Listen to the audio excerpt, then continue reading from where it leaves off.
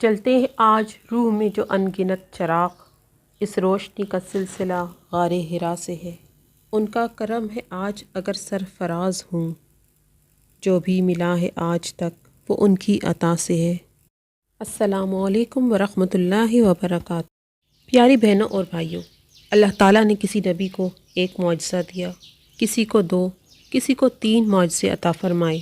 حضرت آدم علیہ السلام معجزہ لے کر آئے، حضرت نوح علیہ السلام معجزہ لے کر آئے، حضرت موسیٰ علیہ السلام معجزات لے کر آئے، اسی طرح حضرت عیسیٰ علیہ السلام بھی معجزات لے کر آئے، مگر ہمارے نبی کریم صلی اللہ علیہ وآلہ وسلم سراپا معجزہ بن کر آئے۔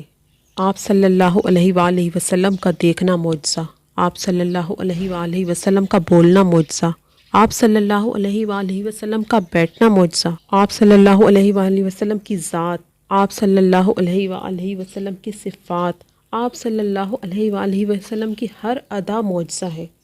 حضرت محمد صلی اللہ علیہ وآلہ وسلم کی حیات کاملہ کا ایک بے حد خوبصورت واقعہ پیش کر رہی ہوں۔ آئیے مل کر ہم سنتے ہیں یہ واقعہ اور دلوں کو منور کرتے ہیں۔ شروع سے آخر تک اس واقعے کو ضرور سنیے گا۔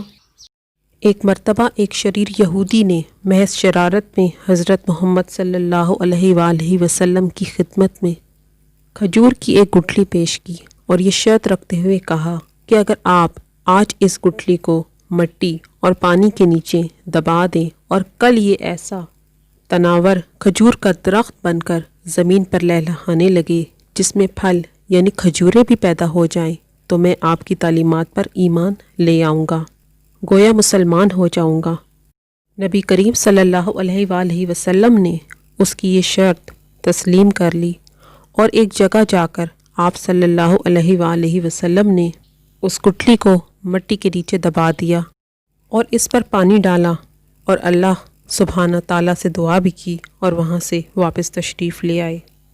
اس شریر یہودی کو دنیاوی اصولوں کی کسوٹی پر یقین کامل تھا کہ ایک دن میں کسی بھی طرح کھجور کا درخت تیار نہیں ہو سکتا، لیکن رسول اللہ صلی اللہ علیہ وآلہ وسلم کی ذات اقدس کی روحانیت اور آپ کا اعتماد اس کے دل میں کھٹک اور خدشہ ضرور پیدا کر رہا تھا کہ کہیں کل ایسا نہ ہو جائے کہ کھجور کا درخت اگ آئے اور اسے ایمان لانا پڑ جائے۔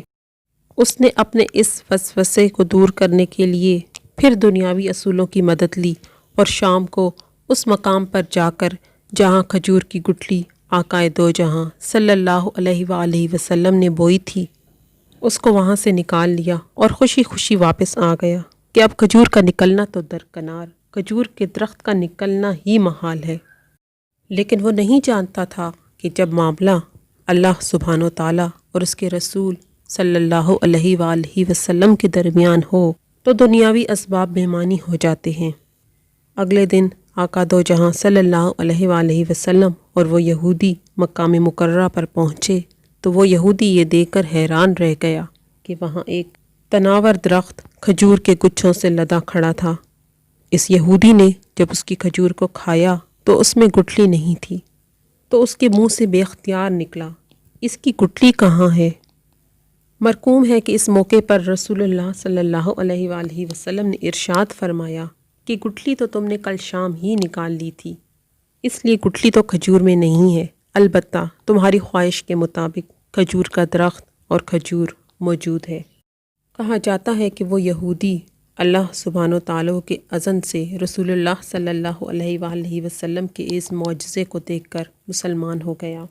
اس واقعے کے بعد آج تک بغیر گٹھلی والی معجزاتی کھجور مدینہ منورہ میں خوب اگتی ہے، دکانوں پر فروخت بھی ہوتی ہے۔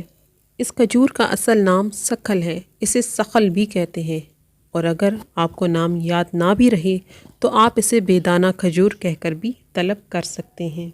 اب بہت زیادہ علم رکھنے والے بالخصوص باٹنی کے ماہرین یہ بھی پوچھیں گے کہ جب سخل کھجور میں گٹھلی نہیں تو اس کی مزید کاشت 1400 سالوں سے کیسے ہو رہی ہے؟ تو بتانے والوں نے بتایا ہے کہ اس کے سوکھے پتے کھجور کے باغوں میں مٹی میں بدغم ہو کر نئے پودوں کی بنیاد بن جاتے ہیں۔ سبحان اللہ، یعنی صرف پتوں سے بن رہا ہے کھجور کا اتنا بڑا درخت جس کھجور میں گٹھلی نہیں ہے۔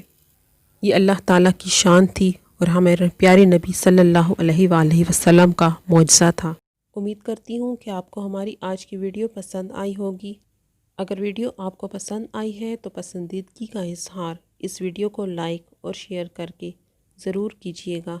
آپ اپنی قیمتی رائے کا اظہار کمنٹ میں ضرور کیجیے۔ مجھے دیجیے اجازت، زندگی رہی تو ایک اور ویڈیو لے کر آپ کی خدمت میں حاضر ہوں گی۔ تب تک کے لیے اللہ حافظ۔